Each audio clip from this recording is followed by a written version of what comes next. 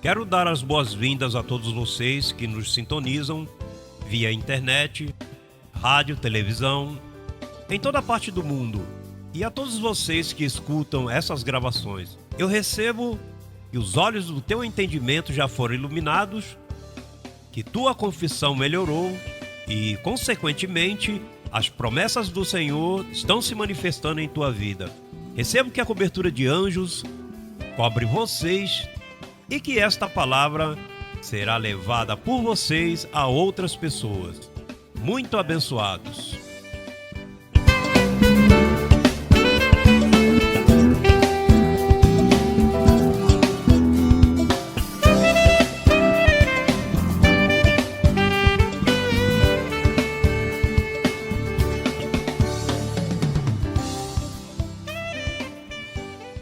Vamos logo entrar a nossa Santa Ceia, que é o Conselho da Palavra do Senhor. Uma saudação a todos os colaboradores que me veem pelo vídeo e me escutam pela internet. E a vocês que estão esta noite aqui. Vamos começar lendo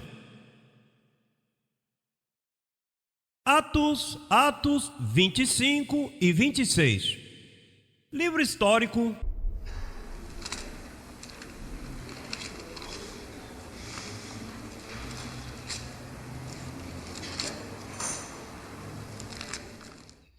Capítulo 11.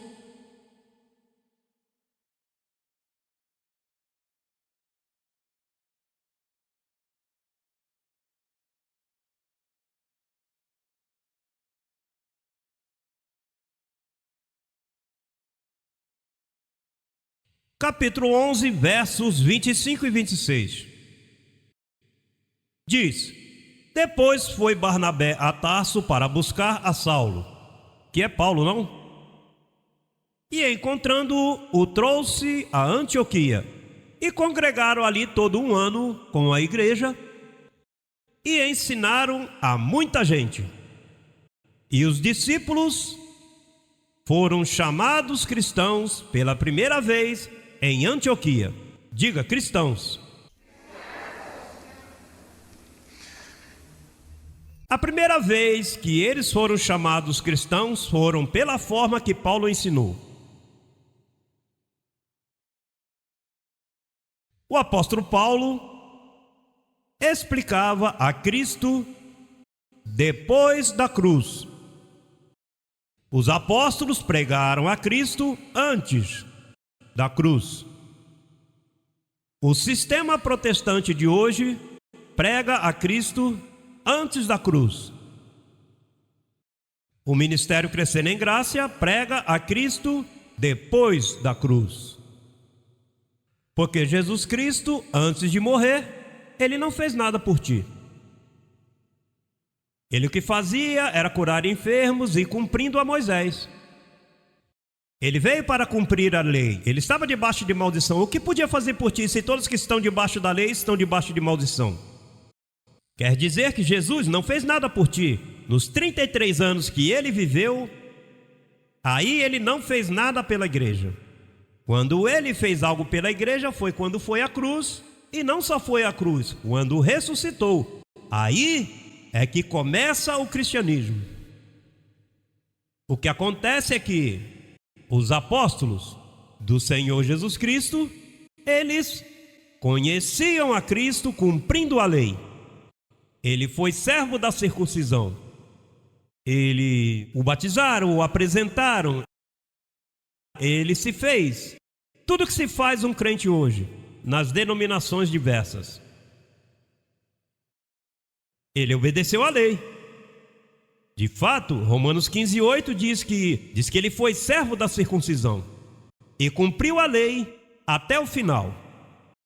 Mas o apóstolo Paulo, quando se encontrou com ele no paraíso, pois Jesus Cristo disse a Paulo: Paulo, você tem que me apresentar depois da cruz.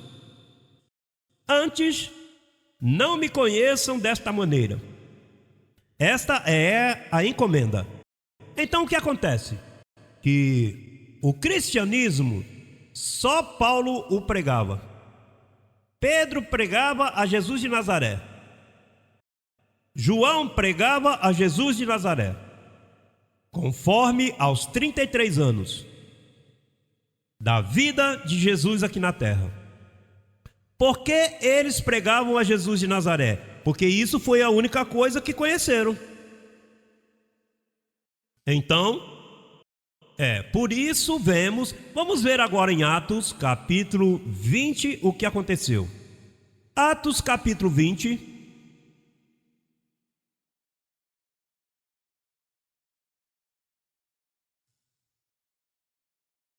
No verso 28 em diante. Portanto, aí estamos todos, sim? Este é o segundo verso da história. Portanto, veja por vós e por todo o rebanho em que o Espírito Santo vos pôs por bispos, para apacentar a igreja do Senhor, a qual ele ganhou pelo seu próprio sangue. Porque eu sei que depois da minha partida, entrarão no meio de vós lobos vorazes, que não perdoarão o rebanho. E dentre vós mesmos se levantarão homens que falam coisas perversas para arrastar depois de si aos discípulos. O que é que está dizendo Paulo aqui? Que depois da minha partida, o cristianismo cessa. Isso é o que ele diz aqui. Depois de minha partida, não vai haver mais cristianismo. Você sabe que hoje não existe cristãos? Além do ministério Crescendo em Graça? Pastor, e todas essas ramas protestantes, católicas, todas as denominações, eles são crentes judaizantes. Porque eles servem a Jesus de Nazaré. E Jesus de Nazaré viveu como judeu. É daí que eles aprendem suas doutrinas. Por isso é que foi que o apóstolo Paulo disse: deixando já os rudimentos da doutrina de Cristo. Por que Paulo disse que deixemos as doutrinas de Cristo? Porque as doutrinas de Cristo foram debaixo da lei. E se tu imitas a Jesus de Nazaré, estás em lei. E por quê? Chamou pelos crentes que não são cristãos. Eles não são cristãos, eles são crentes judaizantes. Por que podemos verificar isso? Como podemos verificar isto? Muito fácil. Na Semana Santa, eles estão imitando a Jesus de Nazaré. Quando batizam a alguém, eles estão imitando a Jesus de Nazaré. Quando eles lavam os pés, há igrejas que têm lavamentos de pés, eles também estão imitando a Jesus de Nazaré. Quando confessam pobreza, eles estão imitando a Jesus de Nazaré. Quando tomam a Páscoa judaica, a chamada Santa Ceia, eles estão imitando a Jesus de Nazaré. Isso é judaísmo. Quando jejuam, quando se metem em uma igreja jejuando, isso é judaísmo. Quando eles dizem que o pecado está presente, isto é parte da doutrina de Jesus de Nazaré, porque o pecado estava presente. Quando eles dizem que o diabo existe, isso é judaísmo. Porque Paulo apresentou o quê? Cristo, quando morreu, tirou o pecado do meio e quando morreu, destruiu ao diabo. Quer dizer que isto que Paulo diz aqui, quando eles dizem, depois de minha partida, eu sei, eles não sabiam. Olha, era com ele aqui presente, sem ter partido, ele via como se conduziam os crentes. A última ele disse, todos me abandonaram. Então ele disse, eu sou o que detém por agora o cristianismo em pé, ou seja, que o mantém em pé. Mas depois de minha partida, não vão perdoar o rebanho. Ele morreu e ficaram os apóstolos de Jesus de Nazaré pregando as doutrinas de Jesus de Nazaré. Então o cristianismo se acabou. Pastor, então não... Por todos estes anos não havia cristianismo? Não, havia judaísmo. Igrejas havia tão pouco? Haviam sinagogas judaicas, chamadas igrejas cristãs. Você visitava uma sinagoga, você nunca visitou uma igreja. Eu estive muitos anos em uma sinagoga pensando que era uma igreja cristã. Se você fosse católico, isso é uma sinagoga. Porque a missa, cada vez que se celebra uma missa, isso é recordar pecados. Cada vez que se celebra uma missa, isso é judaísmo. Eu não estou dizendo que eles são maus com isso, eu estou tratando de explicar. É que isso é muito bom para os judeus, se querem mantê-lo, mas não para os gentios, não para nós. Para nós viria o Cristo ressuscitado. Vamos buscar a Romanos 7,4. Pode haver uma visita que esteja tendo já dificuldades com isso que eu estou dizendo, especialmente se me escutam pela rádio ou pela televisão. No momento diz: olha, mas o que é isso? E como ficamos? Com Jesus de Nazaré ou com o ressuscitado? Seria muito bom ver o verso 4 de Romanos 7.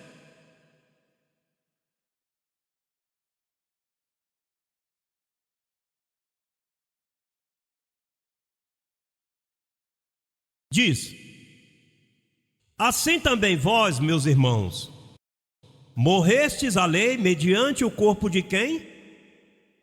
Como se chamou o corpo de Cristo? Jesus de Nazaré. Então, para que foi o corpo de Cristo? Para livrar-te de quê? Esse é o propósito. O corpo de Cristo foi para livrar-te da lei. Não para que tu imites ou para que estejas dando beijinho no menininho na igreja. Não é para isso. O corpo de Cristo foi para livrar-nos da lei. Agora, com que fim? Vamos seguir lendo. Diz: para que sejais de outro, do que ressuscitou dos mortos, com o fim de quê? De que demos frutos para Deus. Parece que estamos falando aqui de dois Cristos, verdade que sim? Bom, é que é diferente, porque quando Cristo ressuscitou, ele deixou de ser judeu. Quem Paulo disse que é Jesus Cristo? Veja o que diz o capítulo 5 de Romanos, aí mesmo, para que você saiba.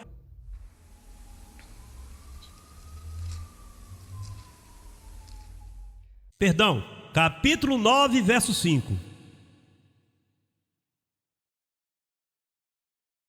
De quem são os patriarcas e dos quais, segundo a carne, veio Cristo, o qual é quem? Quem é Cristo, filho? Então, quando uma pessoa ou uma igreja prega a Jesus de Nazaré, está deixando uma grande verdade, porque não está servindo a Deus, está servindo a um Deus com um corpo judeu, portanto, vem a ser um judaizante. E as consequências são terríveis, porque agora mesmo a fome, a corrupção, as desordens da natureza vêm. Por quê? Por centenas de milhares de anos não havia cristianismo. Depois de todo o cristianismo, o verdadeiro cristianismo era Paulo que pregava, e quando Paulo desapareceu, ninguém mais pôde pregá-lo. O outro é que cabia a ele pregar o cristianismo. Quer dizer que o cristianismo voltou a sair à luz em 1986, quando eu estabeleci o Ministério Crescendo em Graça.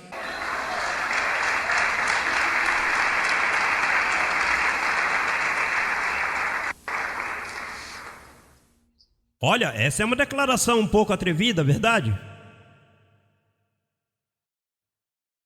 Mas temos as evidências escritas. E se temos evidências, tem que falar.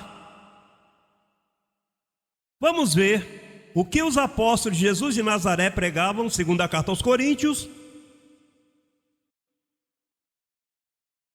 Segunda carta aos Coríntios, capítulo 11.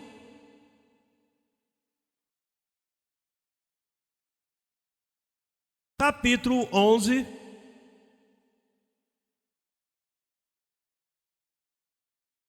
Verso 4 em diante. Vamos ver o que pregavam os apóstolos de Jesus de Nazaré. 11, verso 4 diz: porque se vem alguém pregando a outro Jesus, e por que Paulo diz Paulo é o que escreve isso. Paulo pregava a Cristo ressuscitado. Agora, por que Paulo diz assim: se vem alguém pregando outro Jesus, quer dizer que havia outro Jesus? Pois Jesus de Nazaré. Eles pregavam a Jesus de Nazaré. E então, ele diz: se vem alguém pregando a outro Jesus diferente do que temos pregado, ou se recebeis outro espírito diferente do que recebestes, ou outro evangelho diferente do que aceitastes, bem o tolerais. Ou seja, Paulo aqui está repreendendo a igreja. E quem é que pregava outro espírito, outro Jesus, outro evangelho? O próximo verso diz, 5: e penso que em nada fui inferior àqueles grandes apóstolos. Aqueles grandes apóstolos. Os grandes apóstolos pregavam a outro Jesus. A que outro Jesus? A Jesus de Nazaré. Eles queriam a Jesus de Nazaré e também queriam ao que ressuscitou. Queriam os dois. Por isso, no verso 2, ele adverte de um adultério espiritual. Veja o verso 2 o que diz. Daí desse capítulo 11: porque zelo por vós com o zelo de Deus, pois vos desposei com um só esposo, para apresentar-vos como uma virgem pura a Cristo. Um só esposo. Vamos a Romanos 7 novamente, para que você veja porque ele diz um só esposo. Romanos 7, volte lá.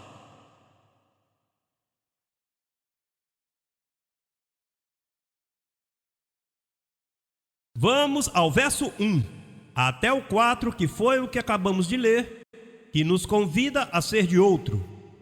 Paulo está pegando uma analogia, tomada do matrimônio. Porque como ele fala aqui de dois esposos, aqui ele diz: acaso ignorais, irmãos, pois falo com os que conhecem a lei, que a lei se assenhoreia do homem enquanto este vive. Hello! Olha, que bom saber que nós estamos mortos ao pecado e a lei já não se pode se assenhorear. Ainda que vivamos, a lei não se pode se assenhorear de nós, porque estamos livres desta lei. Diz: porque a mulher casada, ela está sujeita pela lei ao marido enquanto este vive. Mas se o marido morre, ela fica livre da lei do marido. Assim que, se em vida do marido se unir a outro varão, será chamada adúltera. Mas se seu marido morrer, é livre dessa lei, de tal maneira que se unir a outro marido, não será adúltera. Então aí vem o verso 4.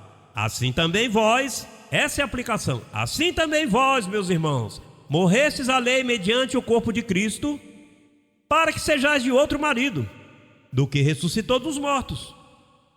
Quantos me seguem?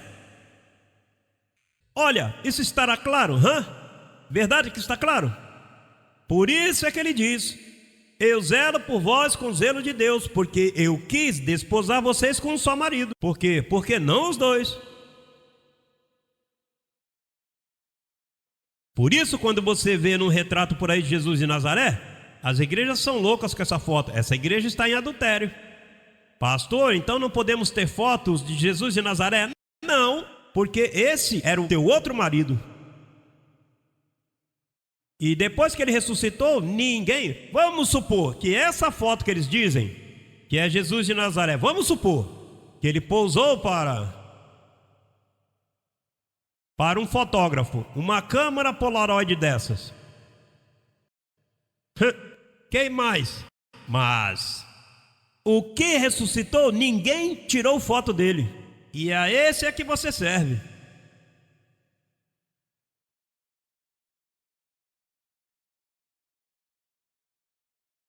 Isso é igual como se você se casasse e tivesses uma foto do outro marido. E de momento você chega aí, sabe? Teu marido morreu. Então de momento você chega e lá está a foto do outro.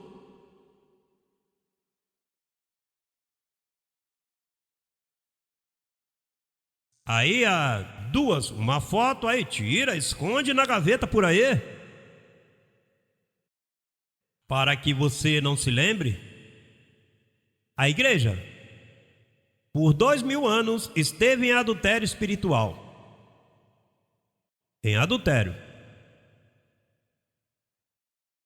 A chamada igreja, porque essas não são igrejas, as sinagogas que se chamam igreja estiveram em adultério com 2 maridos. Veja o que diz aí em Romanos capítulo 10. Veja o que diz no verso 8. Diz, mas o que diz? Perto de ti está a palavra em tua boca e em teu coração. Esta é a palavra da fé que pregamos. Qual é a palavra de fé que pregamos? O próximo verso. E se confessares com tua boca que Jesus é o Senhor, e creres em teu coração que Cristo levantou dos mortos, serás salvo. Porque com o coração se crê para a justiça, mas com a boca se confessa para a salvação. Você sabe o que fazem o sistema protestante? Eles apresentam ao marido que salva. Dizem, irmãos, passe à frente os que não conhecem o Senhor. Diga comigo, Senhor Jesus, eu creio, que tu te levantaste dos mortos, é salvo. E aí te declaram salvo, porque então depois te mandam a outro marido. Aqui o imites. Te mandam jejuar, te mandam a imitar, te mandam a que caminhes como ele caminhou, te mandam a que se der uma cara, dê a outra cara. Isso não é seguro se você der um tapa aqui. O que eu vou fazer, se você me der um aqui, eu vou te dar um pelo outro lado. Não está proibido.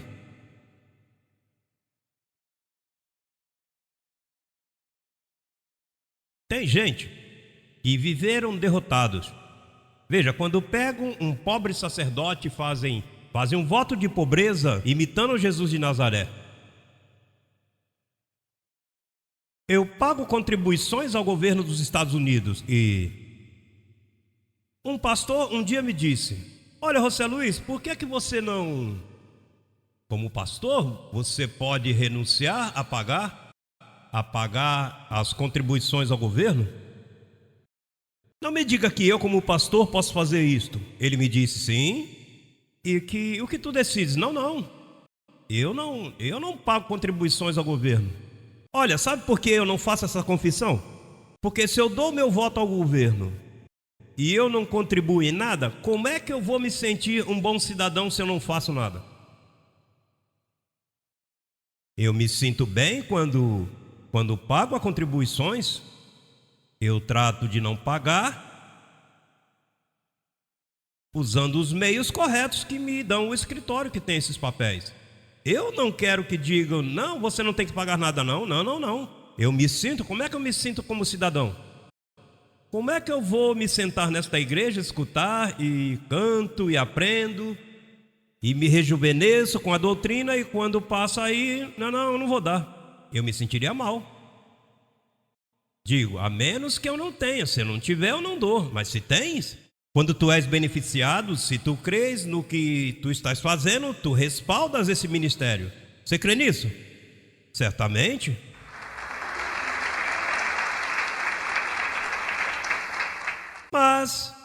Mas, quando eu fui aos escritórios para fazer a contribuição daquele ano, a mim me deu por averiguar o que é isso que os pastores podem evitar contribuições. Então... as pessoas que estavam me atendendo me disseram, sim, os sacerdotes, nenhum deles pagam contribuição ao governo. A igreja católica não dá nada ao governo. Eu disse, mas como? É porque eles juram um voto de pobreza.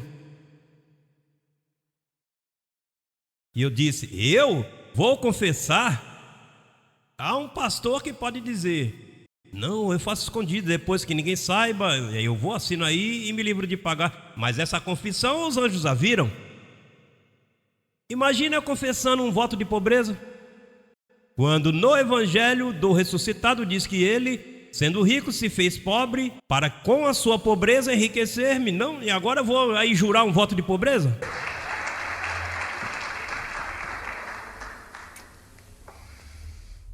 Mas, na doutrina de Jesus de Nazaré, isso cabe.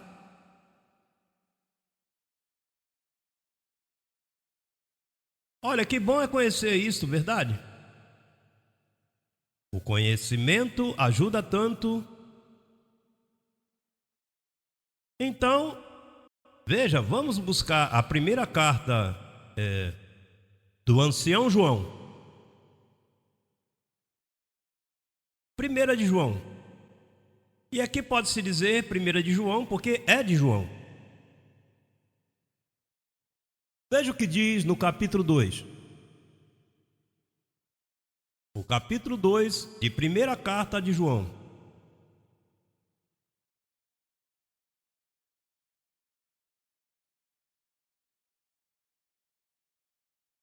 Capítulo 2, verso 6. O que diz que permanece nele deve andar como ele o quê? Pois se tu andas como ele andou, tu és um legalista, tu és um judeu. Tu estás debaixo da graça. Ele se circuncidou. Tu terias que circuncidar-te. E Gálatas 5,2 diz: se vós se circuncidar, Cristo de nada vos aproveita. Pastor, e por que João convida isto? Porque João era um judeu. E a conduta que ele viu foi judaica. Por isso é que ele disse: o que vossas mãos apalparam, o que os nossos olhos viram, isso é o que pregamos. E o que foi que os seus olhos viram? Circuncisão. Um falso evangelho para os gentios. Quer dizer que quando Paulo morreu, o cristianismo morreu. Olha, esta é a notícia do ano. Que não houve cristianismo até 1986. Ai, pastor, mas eu não tinha pensado nisso. Eu pensei que eles tinham um montão de amigos cristãos e que deixaram a igreja cristã porque para vir para cá pensei que aqui se pregava mais graça. Não, tu entraste lá numa sinagoga judaica. O Senhor te sacou do judaísmo, de um falso evangelho, e te trouxe aqui ao verdadeiro e autêntico evangelho de Jesus Cristo.